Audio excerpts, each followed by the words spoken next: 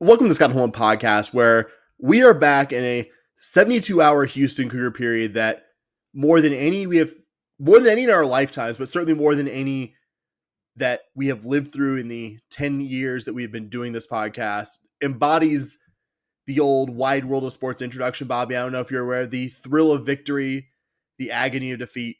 Houston Cougar men's basketball truly got the highest highs of both categories. The loss last night, we're a little under 24 hours after the Cougars lost 65-63 in the men's basketball NCAA tournament national championship game to the Florida Gators. We're less than 24 hours removed from that. Still fresh. Still doesn't feel great. And I don't think as long as I draw a breath, Bobby, that's not going to sting a little bit. Like the overriding there really is the overriding emotion of gratitude that I got to live through the season. There are many fans of many teams out there that will live a long time, will love their men's basketball team. Like I have an uncle who's like, I think I've mentioned him to you in passing. He's like the biggest he's a Northwestern alum. He's like the biggest Northwestern fan. And it's taken him like give or take 70 years to see Northwestern win a fucking NCAA tournament game.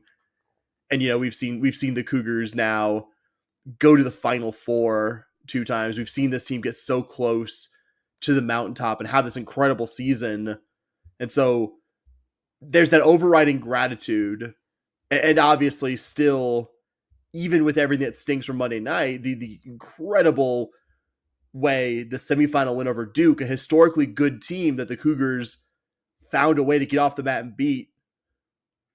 Like, I'm incredibly grateful to have lived through that. Like, you were there in person. I got to watch it with my dad. Like, that's going to be a core positive memory for me as long as I live. I think we shouldn't lose sight of those things. We shouldn't lose sight of the incredible season. Shouldn't lose sight of the fact that just 48 hours before this game, you saw an incredible Cougar win, one that will live in March Madness lore for a long time. But also the way Monday night's loss transpired is just never not going to hurt. I keep repeating that. And that's kind of where I am, Bobby. Incredibly grateful for the season. We're going to talk about the Duke game tonight. This isn't going to be totally us sad boying about the Florida game. But, oh man, that was a gut punch. Yeah, I mean, it absolutely sucks, right? But, you kind of tell yourself, definitely missed one shining moment this year. Definitely wasn't in the mood to really watch that. I'm sure U of H was in it a couple of times. Cool, I guess. Peek But behind the curtain really quick. If we had won the whole thing, and maybe it's a good thing this wasn't committed to audio, to let y'all know, I would have at the very end of our React podcast, because God knows we didn't do a React podcast last night. The last thing Bob and I wanted to do was talk about that in the immediate aftermath. I was going to sing One Shining Moment at the end. So I guess that's the good news, Bobby. We're all spared audio recording of me singing Luther Vandross's annual NCAA tribute song. but Boys too. Sorry. so I don't even know if it's how you lost the game last night. I think I'd feel this way no matter how you lost it. I remember 2021, right? That one was a different way to lose, and that one hurts too.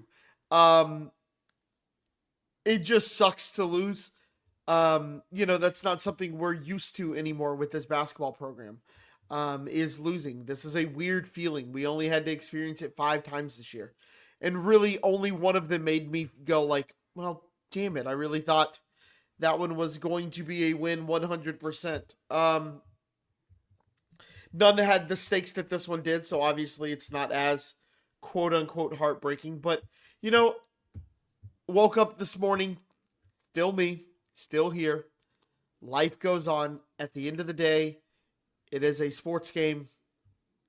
It's not the end of the world. If you are a scrub who wanted to yell at a 23-year-old kid in Emmanuel Sharp, 21-year-old kid in Emmanuel Sharp, you're the worst person in the world, whether you lost your bet or you're just a Houston fan who wanted to get in there. Not that I saw a lot of that. If you, as I say, if you lost your bet, I hope it was an amount of money that's going to hurt you. I hope you were in bad financial straits as a result of this. Yeah, if you messaged the player, like, tough to feel anything but kind of some sadness and disappointment. But at the same time, you also made the national championship game, and that doesn't happen for programs like ours. Historically, for programs like ours, like we're not a school that typically just reloads, and we hadn't been here since before you and I were born. When's it going to happen again? Now, I know I look at next year's roster and I look at what's coming back and I look at that and you go, we got a good shot at doing it. But it's a single elimination tournament. You never know if you're going to be back here. And we just historically are not that kind of program where we have the funding for the program, the support for the program, where, you know, Elite Eights are just kind of what we do. I feel we've been very spoiled by Kelvin Sampson. And when he leaves, I wonder how much of a reality check we are going to have. But until then, all I'm going to do is enjoy this basketball team, enjoy the moments that we had this past weekend. I'll remember being in San Antonio and the guys behind me were Auburn fans. And so they left after their game, and it's a row of Cougars in front of me. And then down at the end of the row, I probably had 6 or 7 seats to the side of me, and I went up there, and down at the end of the row were other U of H fans, and there's these 2 guys in front of me, really cool guys, and they were next to where I was going to be sitting, and we're sitting there, and we're just kind of going through it together, and then JoJo Tugler has that technical foul in the Duke game, and I remember I looked at him and I said, fellas, that might be church, and they go, yeah, we're not feeling too good about this. And I will never forget the inbound play where we turn them over. Malik goes out. JoJo gets the dunk. And we just look at each other. And I'm just going, what the fuck is happening? What the fuck is happening? Are we about to do this shit? Are we about to do this? And then the Florida fans behind me. Because I was pacing up and down those like 6 seats, right? Jumping up and down, losing my mind. Because I had all the space in the world. Excuse me. This Florida fan behind me goes, hey man, you're blocking the view. And I'll never forget turning around to him and going, okay. And then I turned around and kept watching the game. Was I a jerk in that situation? Yes. But also, my team is about to create one of the biggest comebacks in NCAA tournament history. And you're going to be like, hey man, could you maybe sit down a little bit? Like, go after yourself, sir. And then hugging those complete strangers on Saturday when the buzzer, when that final shot doesn't go off. Those are core memories that I will remember, and some of the best adult memories I have in my life.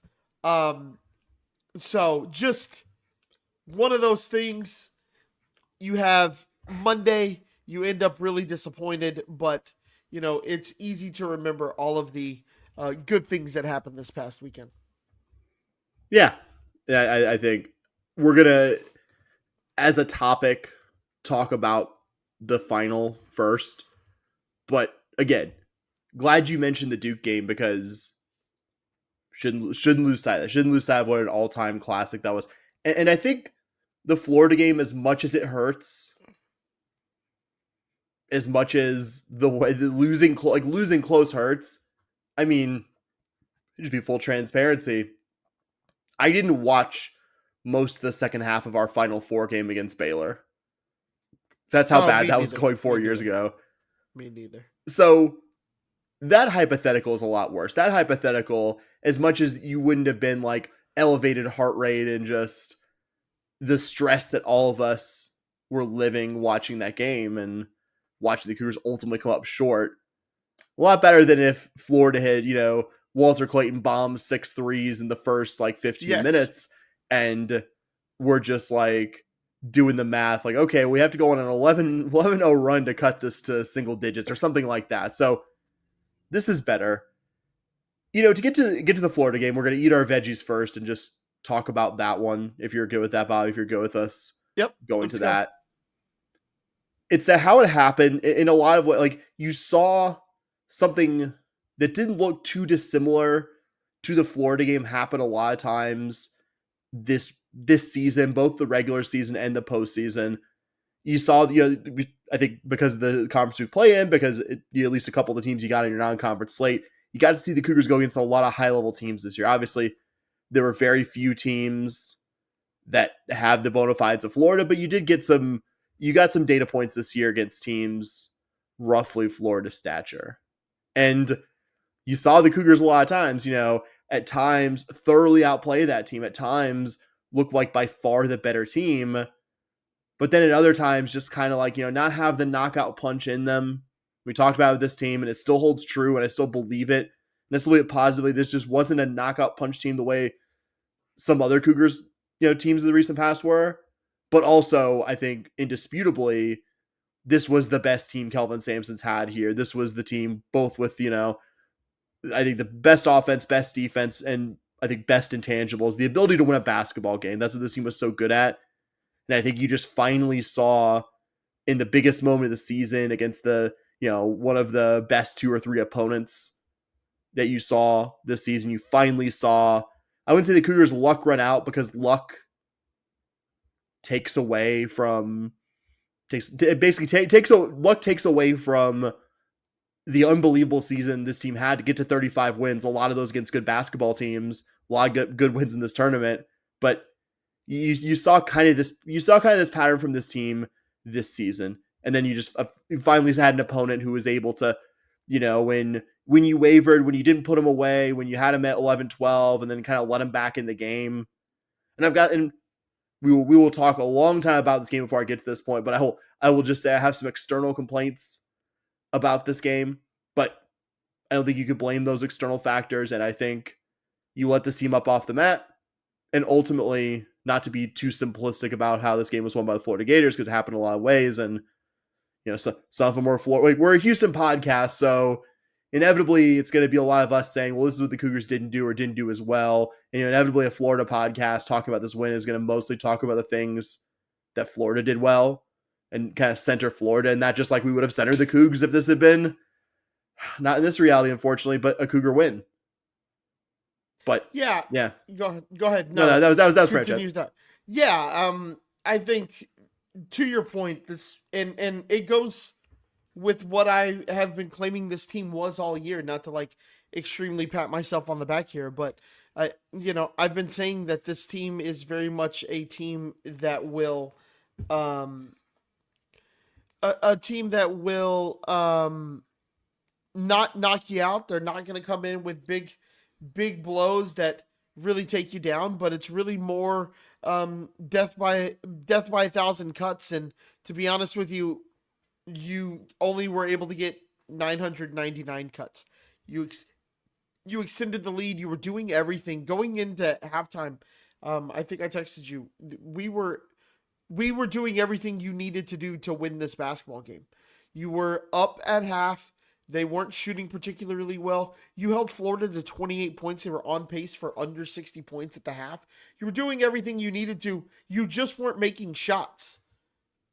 That's really how it felt going into halftime. And to be honest with you, if I'm looking back at the game, you kind of let Walter Clayton kind of go off a little bit there, hit some big shots. That one with about 3:15 left proved to be pretty big, the one that tied it up, and they never really looked back from there. But you held Walter Clayton 3 of 10 as shooting on the night, 1 of 7 from 3. All of his points came in the second half. I think maybe he had 1 or 2 in the first. He was definitely scoreless at halftime. Yep. Yeah. I mean, you did everything you wanted to do against a really, really good player. In the last 2 games, you played arguably 2 of the 3 best players in the country. And you did a really good job against them. But the Cougs shot 34%, 24% from 3. U of H was never going to win a game. If I told you before the game the Cougs are going to shoot 24% from 3 and they're going to shoot 35% from the field, you'd have been like, yeah, we're probably going to lose by 10 or 11.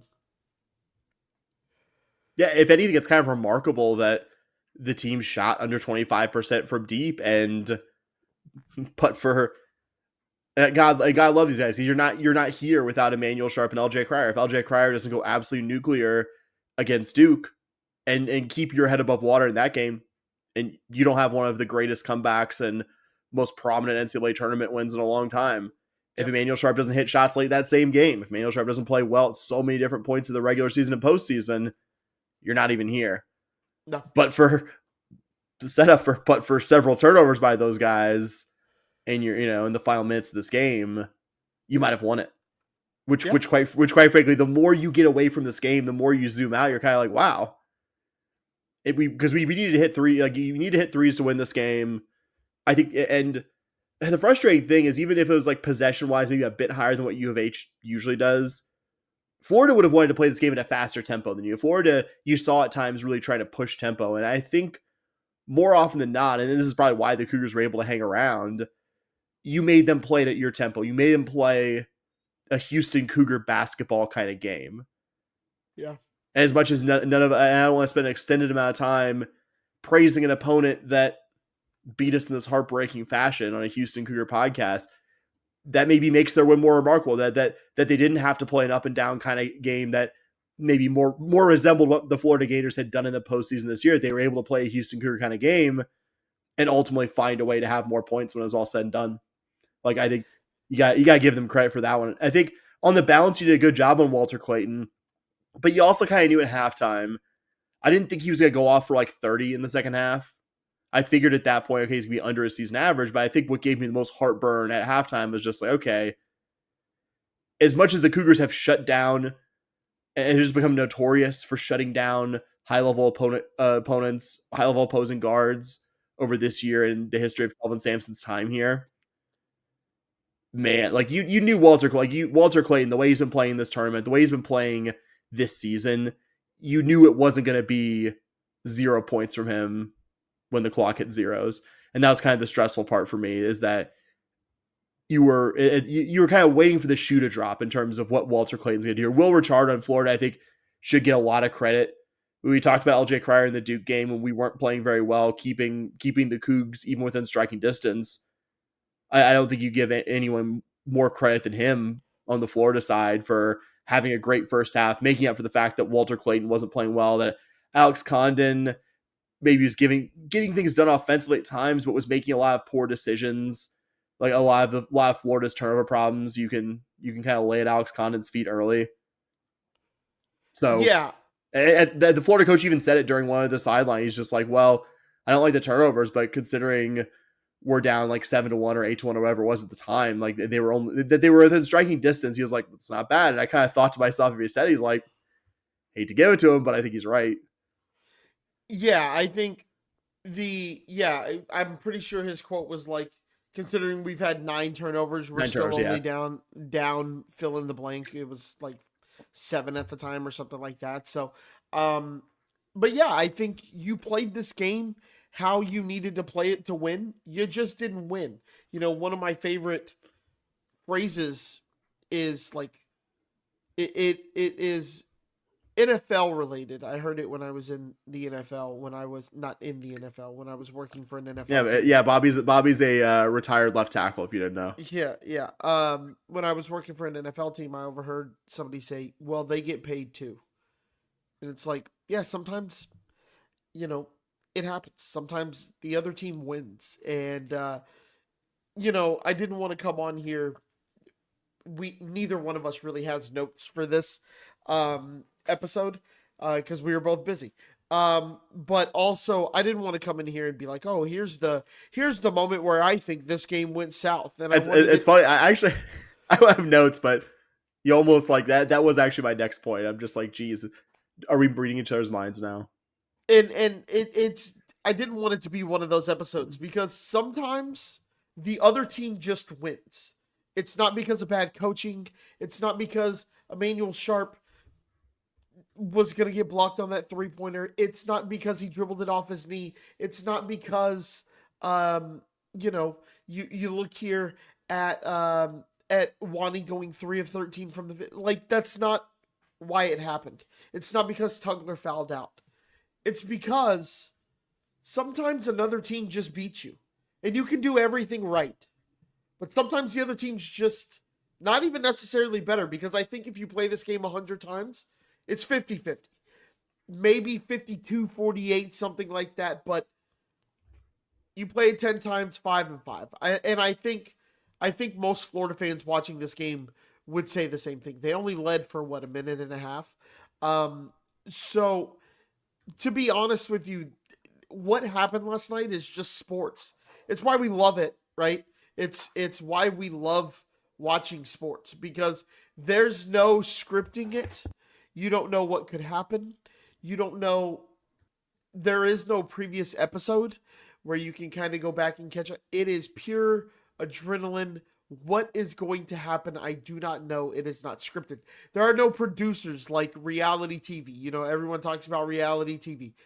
There's producers who do storylines and all this. This is not that. It is true reality TV in sports. And sometimes you get voted off the island. When you have a single elimination tournament, this is what happens. I will say, like, and again, and I'm not saying like, oh, the Cougars lost the game at this point. I think if you go back and like where you needed to step on their neck, if you go back to like where was the point? It wasn't when you were up like I think I'm going to look at the win prop, but it wasn't when you were up 11, 45, 34. I don't think that was the point because you knew at that like that you weren't going to be able to run away with it at that point. But I think where you could have put Florida at arm's length and really started making them press a bit, and something we saw at times this season, it was the dry spell you had around when you went up 48-42 and Florida had cut to 3 at that point. That was when they had the big and one and Sampson had called a timeout and you could see the Florida crowd really getting into it. You could see the Florida team really getting into it. And then shortly after that, found LJ Cryer for a really nice look in the corner, nails the corner 3. It's 48-42. You want to talk about inflection points of this game. Not putting that at the feet of U of H, not putting, I just think if you were going to really put pressure on this opponent, that was the point where you needed to not have the dry spell you had offensively, which was something that, I mean, you went from then, it was almost 3-4 minutes in there where you didn't get a single bucket. Yeah. Like that was the point where you needed to trade punches with Florida, not to keep going back to the fight sports analogy, but that was the point where you needed to keep that 6-point lead. And I know somewhere in there, like you're affected, although I think this really came after, like not being able to, because you had Javier and JoJo with 4 fouls, that definitely affected your ability to do it. But that didn't lose you the game. And that wasn't the cause. And that, my larger point, that wasn't the cause of the offensive drought that I'm talking about here. That's when you let Florida have some life. That's when you let Florida do what they did to a lot of opponents in this tournament, what they did to UConn in the round of 32, what they did to Texas Tech, and hell, what they did to Auburn. I mean, not in those exact ways, but in the Final Four. Like those are 3 really good teams that I mentioned. UConn maybe borderline on that, but defending champ. Like, you had the 2-time defending champs and then 2 really good teams in Texas Tech and Auburn who both held leads over this Florida team, and Florida was able to find a way to win all those games. Yeah, and you let it, and I think if you want to, there's no one point you could truly precisely point to it, but if I had to pick an inflection point where Florida really got themselves back into this game, it's the fact it's the Cougars not taking advantage and Florida really fighting back when U of H got that 48-42 lead in the second half. Yeah, I think for me, I think you're exactly right. That's kind of where you needed to go. It's so funny though to bring up the fight analogy again. U of H is the team who just wears you out. Florida takes your shots and then hits you with a knockout blow. Like you could feel it coming. And I remember I texted you. I said, "Hey, we're kind of talking about the game." And it was I think it was before the under 8 timeout. I texted you. This was like at the 12 even maybe. Just after that, I said I want it to be 5 at the under 4. If it could be 5 at the under 4, I felt pretty good, and it was 3, and I really didn't feel good at the under 4 timeout there. It just felt like throughout you were trying to hang on, and I'm not saying like Sampson pulled back the reins and tried to wear timeout like it so infamously happened in '83, but it's more of a. You could just feel the momentum start to swing with Florida. They started making shots. Their big time players started making big time shots. And you could just kind of feel it. And you were hoping that was going to be their haymaker where they landed on you and you're able to survive. And unfortunately, the Cougs just weren't able to survive. And one of the things that makes it painful is that Florida left the door open there late. Yeah, You had to foul Denzel Aberdeen there, and he misses. he splits the free throws, which Florida, which again, if you could drive yourself insane looking at like the little like the like because it's a 2 point game, and you could look at any number of small things like if only X had gone different. But Florida was just and Florida free throw shooting was one of those ones you could drive yourself insane doing. And I'm not gonna single guys out, but there were guys who don't usually miss free throws who missed a couple of free throws, and Florida just wasn't doing like Walter Clayton, Will Richard. Those guys weren't doing that. But Yep. like Denzel Aberdeen there misses one, leaves the door open. You're down two, and maybe the team's almost spoiled you, not you, but you spoiled us a bit by just being like, okay, they're gonna find a way. Like they're down two, they're gonna find a way. Like this team has found its way out of some incredibly difficult situations this year. Are they gonna find a way to do it again? Yep. And almost kind of the point where we expected, and just you found to your point, you found the perfect opponent, or I guess imperfect opponent in this case, to deal with what you've done. Like Duke, incredible team.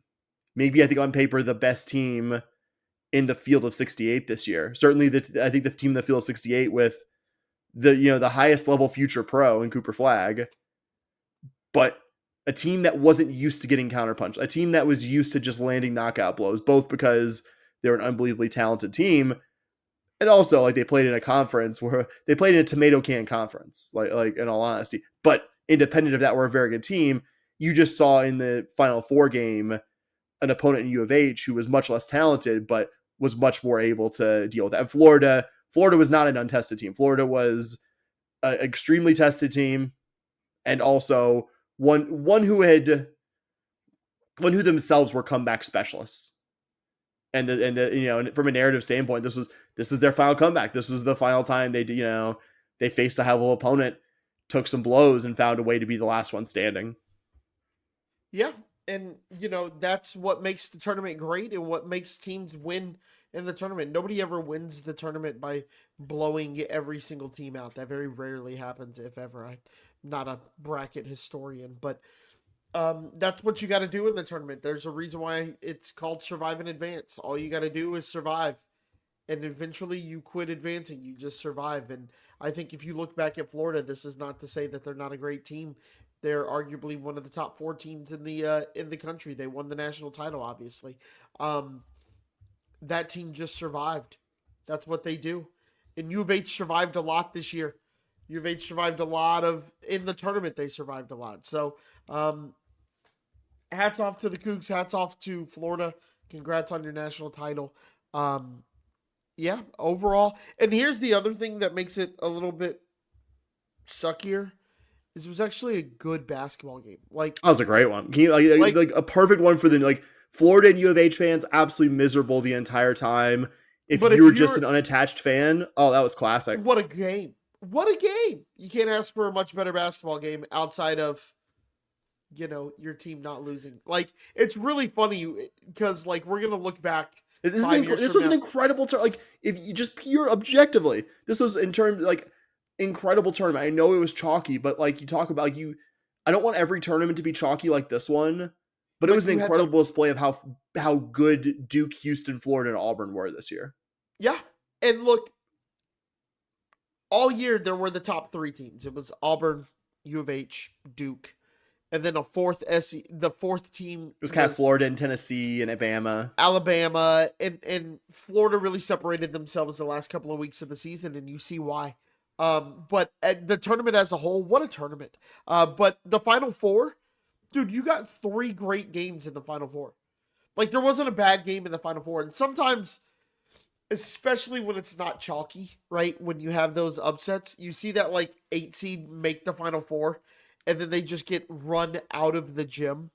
Like, I'm all for it all. I love the upsets. But there were clearly 3 top teams in the country this year, and then a 4th who kind of went back and forth, and you got to see it. And if you look at every advanced metric that there is, this is probably the best Final Four of all time. In terms of the talent in it, in terms of the KenPom stats, all that. It is such an amazing Final Four, and we got to see our team almost come out on top of it. Yeah, it was one of those games where it was a shame one team had to lose. Obviously, I wouldn't Yeah. be if it was the Cougars that had won. I wouldn't be like, oh, yeah, it's a real shame. Like Florida played great. I'd be, Oh yeah, I'd be don't get me celebrating a started. national title right now. Yep, I might still, absolutely. I might still, my blood alcohol content might still be greater than zero. Like Yeah, that yeah. kind of stuff. But it genuinely, like, if you are a fan of basketball, it's a great I mean, look at the last two tournaments. Like UConn, an incredible champion. Like this is not me taking one iota away. And if I was a UConn, I could possibly care less about this. But those weren't really interesting Final Fours because UConn laid waste to all the teams in front of them. Like, and that's a credit to them.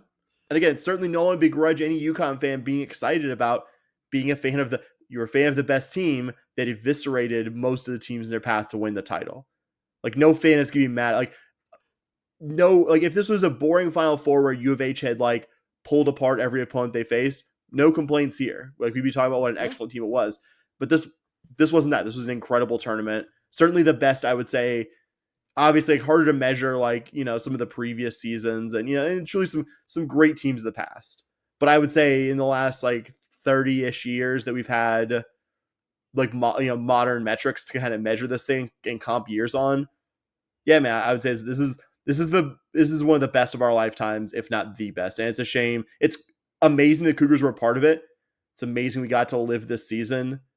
And 361 teams in Division One right now, and their fan bases would trade. Let me do the math right now. It was like 362 because it's 364. There's always new Division One teams. 364 Division One teams.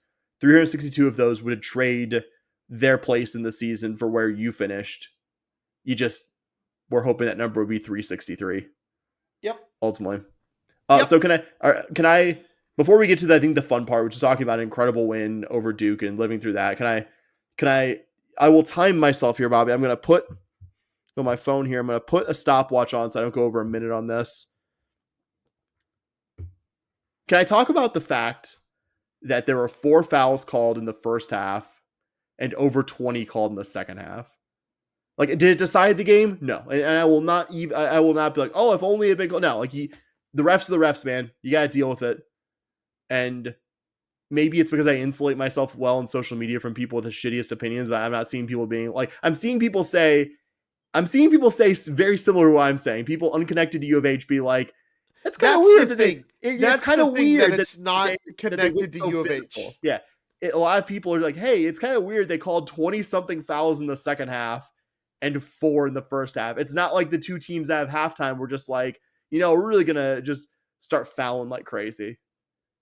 Yeah, it's again, it has nothing to do with why we didn't win this game. I Like think Florida deservedly won this game, period. yeah, and it's not like they took that many more free throws than us. Hold on, let me look. 21 to 14. I mean, 21 to 14 I is would also pretty say significant. but that's all. But Florida was a team that was good at getting to the line, and we weren't. So like Yeah, that margin yeah, on its own doesn't really scream at me necessarily. It's the fouls disparity by half. yeah, yeah. And the thing that you mean to tell me there were that few fouls in the first half, and then that many in the second half? That's insane to me. That's absolutely insane to me. Yeah, It's not either like you're either. officiating it wrong It's in the not like first half, or you're officiating it wrong in the second half. yeah. It's not like they came out and got significantly more physical. Like it wasn't. Yeah, and then you can talk about the goaltending. You can talk about JoJo getting run into.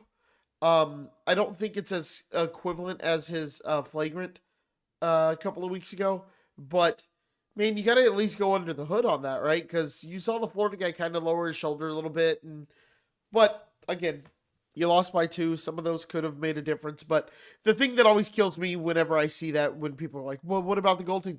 It's not like a direct 1-to-1, because then like people are like, And missed "Oh, calls happen. yeah," and it's like, "Oh, there's the goaltending," and then they came down and knocked down a 3, and that's a 5-point transition. It's like, yeah, but if they call it, then the 3 can still happen. Like Yeah, it's not like they got the 3 because of the goaltend. Like maybe they were able to get out in transition a little bit, but like those two, but yeah, sometimes it happens. That's a bad goaltending call, but that's the game changes if you score a bucket there, right? If you score a bucket there, Florida approaches the next possession differently. It's like the butterfly effect. So if you just are like, oh, they cost them 2 points and they lost by 2, so that call cost them the game. It's like, not really, you know? And like Ashton Kutcher's butterfly effect, this is something I saw and don't want to ever think about again, but unfortunately we'll probably think about at times. But what is fortunate to think about, Bobby, is the game we lived through right before this. A Final Four win, 70-67, come from behind win over the Duke Blue Devils. And in some ways, almost a mirror image. Unfortunately, you wouldn't have loved to have lived down the other side 48 hours later. Though obviously, we were just very happy to even get to the national title game period. But a game where you by the numbers, led a tiny fraction of. I remember when U of H got that 1 point lead, that it was just like first lead since 6-5, Yeah. which you had held very briefly early in this game. Like you led a tiny fraction of this game, but you got up off the mat and found a way to beat an incredibly good Duke team. I will try to center the Cougar podcast I talked about earlier. Like that's where I talk about here. And anytime a team comes back from 14 down, it's going to be a mixture. It's not just going to be, oh, it's 100% U of H's resiliency, though U of H resiliency is a big part of it, or 100% Duke just getting out of sorts, having this generational player settle for a lot of mid-range jumpers. You know, guys going cold to the free throw line for Duke. It's always going to be a mixture of stuff like that. But it doesn't happen if this Cougar team, like they've done many times this season, just refuses to give up, refuses to quit. Like Samson talked about in the post game, like refuses to get, to lay down. Even when you were down 59-45. Like you and I texted during this game, we're just like, well, you need to cut it to a certain amount by the, I think it was like, I think we said it was, you need to have it to like 5 or 6 points by the under 8 media timeout. And it was like 14. You're just like, you're nowhere near where you need to be. Like you are minutes away from being mathematically out of this. Yeah. And the Cougars found a way to do it and showed themselves against this opponent that you could say a lot of superlatives about, an opponent who probably got more press out of the two teams going into the game because of what an NBA prospect Cooper Flagg is, but also Kaman Malawach. They're super highly talented big man who, I know we've been kind of stat light on this episode, Bobby. My favorite stat from this one: how do you have a 7'2" guy And that not gets get a 0 rebound? rebounds? Like my dad, so I watched this with my dad. Like great time, by the way. The only other place that I would have rather been than San Antonio, Texas, was watching with my father. We had a great time. We were both just like stunned, like trying not to yell because my mom was asleep at this time. It was fairly late. We were just like trying to be like, oh my God. But we were kind of just looking at each other like, oh my God, that happened. And so he's looking at the box score afterwards because we didn't do much like looking at the box during the game. And he's like, oh, their big man Malawach had 0 rebounds. I was just like, not that can't be right, but I was like, let me just look at another place. I'm like, 0 rebounds. God. And Colin Knippel as well, who was a big part of them getting out to an early lead. That they had all those really awesome guys, but they weren't as tough as you. Like that. Yeah. That's how you found a way to win a basketball game against that great opponent in a fellow 1 seed in the Duke Blue Devils. That's kind of was what gave me hope going into that game. Was they were all freshmen, right? I think I said that on the pod a lot. And at the end of the game, you know what they looked like? Freshmen. Yep. They looked like freshmen. I think I'm going to pat myself on the back here, and I did this live on Saturday. Sam can attest. I gave myself credit on Saturday too. But I sent Sam as things started, and it was pretty early before things started falling apart for Duke. I think it was a little bit after the JoJo Tech, but they hadn't, like, we were within like 3 or 4, I think. Yeah, and I sent Sam a text that said, getting a lot of Kansas vibes here. And wouldn't you know it, there were a lot of Kansas vibes after that game. So just what I'm trying to think of a moment, a sporting event I've been to where I've lost my mind more than I did at that game and had more of a oh my God moment. Like I've been trying to rack my brain with it.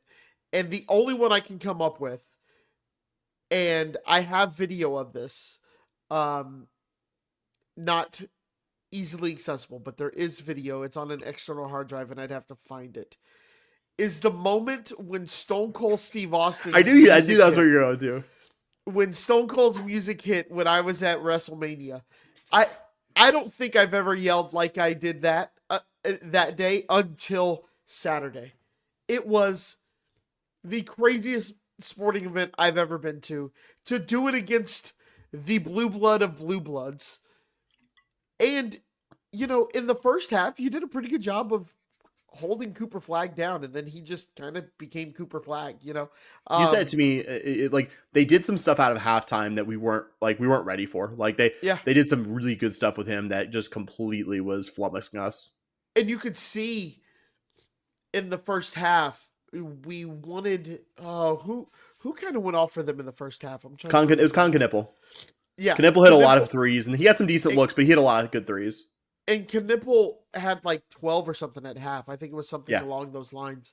And you could tell the Cougs were kind of like, we cannot let Cooper Flag go off in this game. And then, oh, he's not. And then they came out, they made an adjustment, and they found ways to get Cooper Flag open, and we shut down Knipple.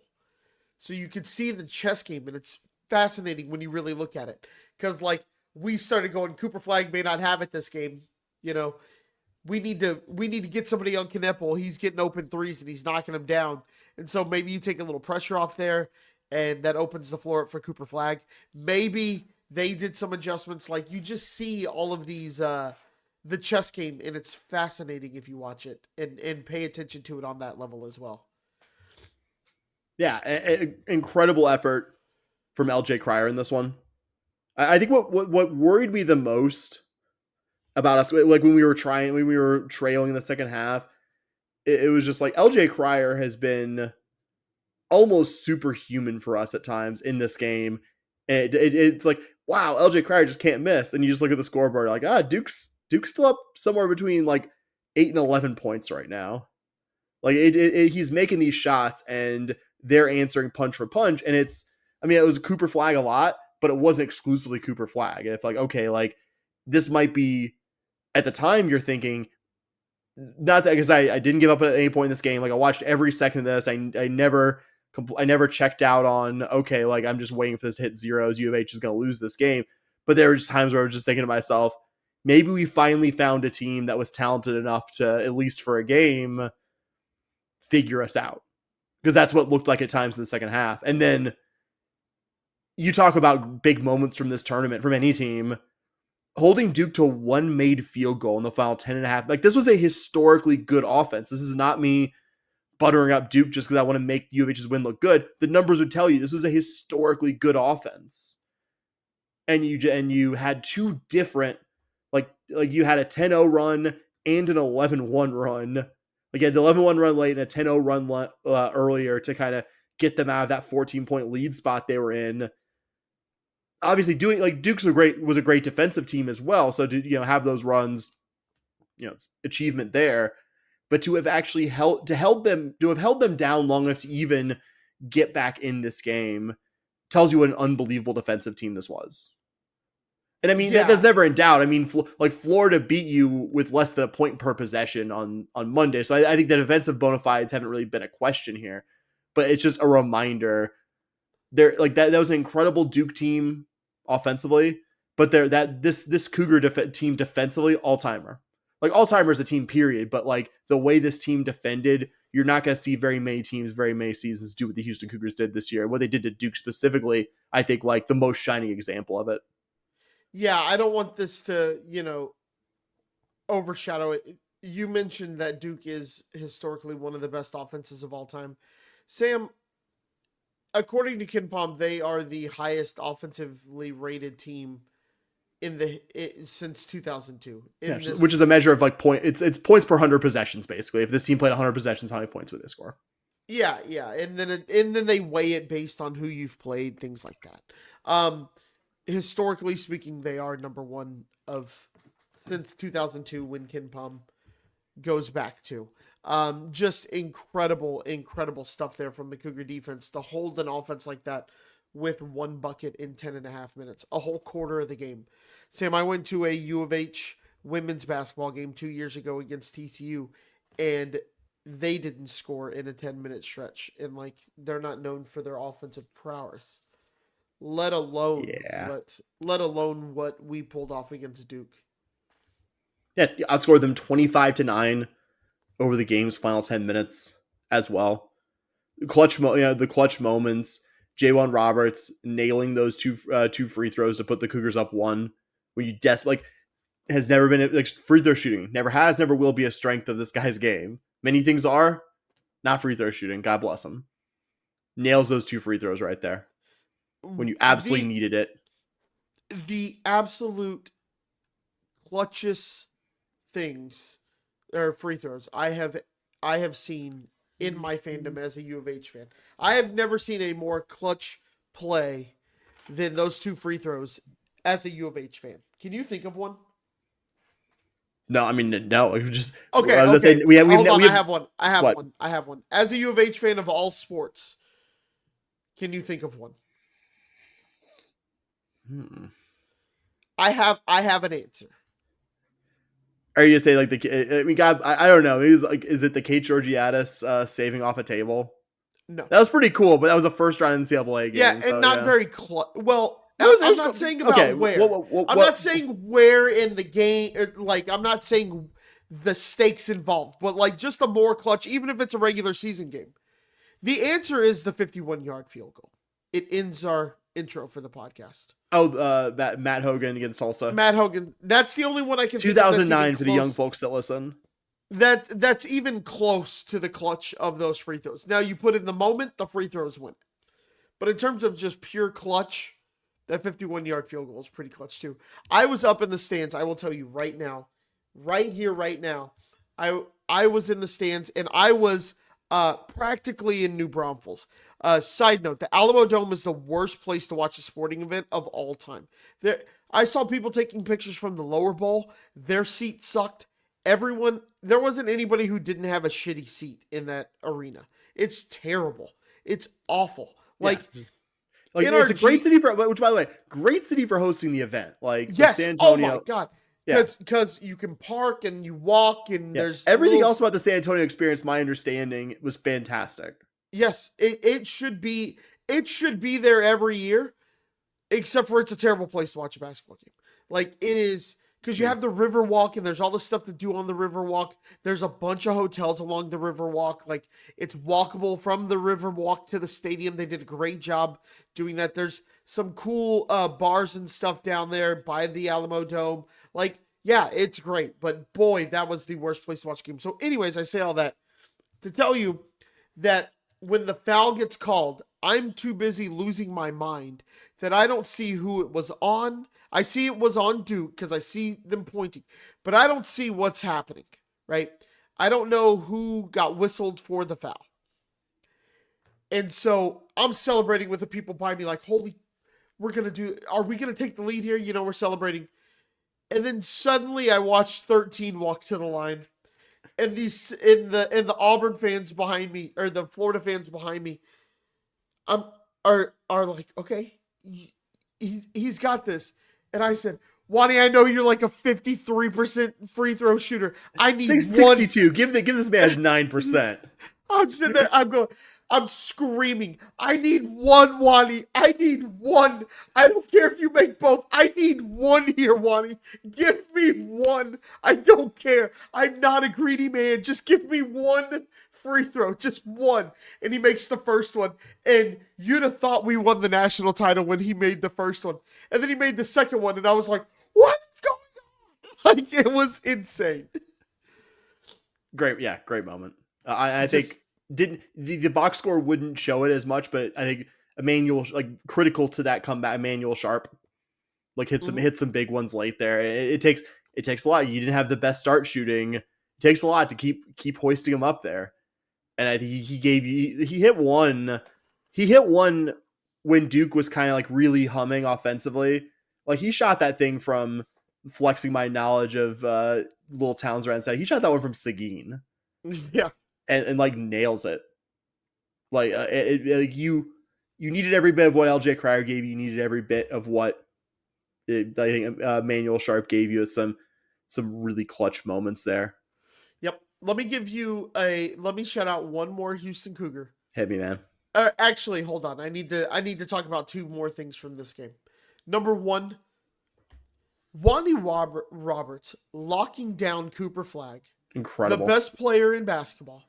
Just putting him in shackles, lock him up, just to get a hand in the face there. And here's kind of the thing: Cooper Flag not great in clutch moments this year. Just kind of, I saw somebody highlighting it, and I was like, "Oh, that's interesting." But that's the guy they want to have the shot. And Wani, he still got the shot off, but Wani was there. Good defense. That's one of those plays that if Cooper Flag makes that shot, you just kind of have to tip your hat and go, he's the best player in college basketball. Shit happens, you know? You can't ask for anything else from Wani Roberts there. He didn't get crossed, kept his feet moving, got a hand in the face, everything you want to see there. But on that exact same play, let's shout out Malik Wilson for that rebound. Malik Wilson got up. His head was damn near the rim. Great play by Malik there to lock that game up. And your Cougs got to beat one of the true blue bloods of the sport and advance to their first national title since 1983. Perfect defense by Wani on that last Cooper Flag shot. Couldn't agree more. Like, couldn't have defended that any better. And not that Cooper Flag didn't get his at times. Like, the players and Sampson talked about it in the post game though. Like, that he's gonna get his. Like, he's too good of a player. They're gonna have him too involved in the offense, and like him going 5 of 15 on 2-pointers, like that tells you did what you needed to do. Like, it was always gonna be him getting a lot of shots. It was gonna be him making some tough ones. It was gonna be him doing Cooper Flag stuff against you. Like, you weren't gonna shut him out. You were not gonna hold him to 5 points on like 2 of 15 from the field. Just not realistically gonna happen. Team's too good around him. He's too good of a player himself. Like, all that stuff. And I don't think any one individual gets more credit or should get more credit there than Jalen Roberts. A clutch performance from a guy who has an almost impossibly long list of them. I thought my favorite stat from this game, 18 offensive rebounds. And like Duke was a good offensive rebound team and a good team at keeping opponents off the boards. And man, you got a ton of second. Like, you got 46% of your misses. Like, that's incredible. Like, with the size and athleticism that Duke has. Like, a really impressive performance. It was one more reminder of just what an incredible offensive rebounding team it is. Like, no guy is more responsible for that than JoJo Tugler and J1 Roberts, but team effort is always from the Cougars. And with Malik Wilson, I meant to mention this during like the Florida game. Like, gave you his last performance of the Cougars. I thought gave you a really nice bench performance against Florida as well. I think we're gonna save the longer postscript for our next episode next week. I think we need some more time to breathe from this game, but I'm gonna miss Malik Wilson, man. I'm gonna miss LJ Cryer. I'm gonna miss I'm gonna really miss J1 Roberts. Yep. Like that. Yep. It's the like I know the last game we watched those guys is so painful, but I do think, and this doesn't take away, like, this isn't me like, oh, it's fine that we lost this game, even though I think you and like I'm proud of the fact that like a handful of my coworkers, including my boss, like knew obviously like I had watched my team lose the national title. Shout out to my coworker who his wife won her office pool because of this, and now for 365 days he has to hear how better she is at him than picking March Madness games because Florida won. But like, besides those handful of people, I'm proud that everyone else I worked with wouldn't have known that I just got like the gut punch sporting things happen. It's growth, I guess we call it. But like, above all else, I just feel unbelievably grateful that I got to watch this team. Yep. Would have preferred it be the last team standing instead of the second to last team standing. But I'm never going to look, I'm going to be like, oh man, that was a gut punch way to end it. But I'm never going to look at the season as a failure. I'm never going to look at the season as anything other than one of the greatest seasons I have followed as a sports fan. If any of the teams that I follow, even if the Cougars are like my favorite teams, no, like pro, college, any season I've followed, I can't think of anyone that was definitively, obviously, a couple baseball championships not that long ago, a couple basketball championships when I was a kid. I wouldn't say any of those seasons were definitively better than this one because of just like getting to see the Cougars dog walk a really good basketball conference that I never thought we'd be able to play in, much less be good enough to dog walk the Big 12. Yep. And then and then win the games we won in the tournament. Like, I hope everyone eventually reaches that point where that Cougar fans are grateful for the season, because it was an incredible one. Yeah, I think if you're not grateful for this season as a U of H fan, go somewhere else for your Cougar listenings. Here. But keep downloading these episodes, please. Yeah, go ahead. I thought it'd be that helps us. really quick, because we're almost there. I thought it'd be a funny bit. I was like, we're not gonna do this, but if we just like came on here, it was just like, it's been a very busy week for Cougar sports, and we're gonna talk about the women's golf team winning the Vertex Invitational, which I'm not dissing it, but like if we had just done that and then be like, okay, we gotta talk about the big news, and then be like, Cougar baseball won 2 of 3 this weekend on the road against the Bears. Yeah. And just kept going to different Cougar sports, and then just like, that's how it men's basketball. Just acting like this didn't happen. Because I've enjoyed talking about this with you. I've enjoyed this episode more than I expected I could enjoy something talking about one of the more painful losses that, we've lived through. But it's been a good hour, but I've enjoyed talking about. We're going to, I think, maybe talk a little more big picture postseason, and maybe give some days for like if any roster stuff's going to happen. Like, we'll save that for our next. Like, we'll talk like, hey, here's what the roster looks like next season. I'm not ready to go there yet, Bobby. Like, no, obviously, you mentioned the guys who were like for sure leaving, and it's gonna be weird not seeing 4 out there. It's gonna be weird. Oh man, it's gonna be really weird not seeing 13 out there. Malik, how indispensable he's become this team as well. Yep. This is a great big salute 2024, 2025 Cougar men's basketball. You made being a fan of and doing a podcast about being a fan of that team just more entertaining than I could fathom. Yep, absolutely. It is a one of those hat tip moments. We woke up today and we were still Houston Cougars. If you if you want it easy, you could have chosen to wear burnt orange. We're relevant enough, even though they've never been here. No, but we have been. We are we've won life's lottery, and we are Houston Cougar fans and alums. Not even that. It is, we are relevant enough to have this be a thing that we're talking about, right? If you wanted it easy, there's plenty of schools that are good in just about every sport, have won national titles in major sports. You could have been a fan of theirs. No problem. And then you could also be a fan, or you could be somebody who went to a school that doesn't have any relevance in this. And every winter you're just kind of sitting around going, well, we're going to go 4-28 again. But you're not. We at least got to feel this, and we got to experience this run. It's been a fun month. It would have been a more fun 2 months had you win today, or last night, but you didn't, but it was still a really fun couple of weeks. I think that's a good place to end it, Bobby. What do we always say at the end here, pal? Go Cougs. All right. Go Cougs. Let's go.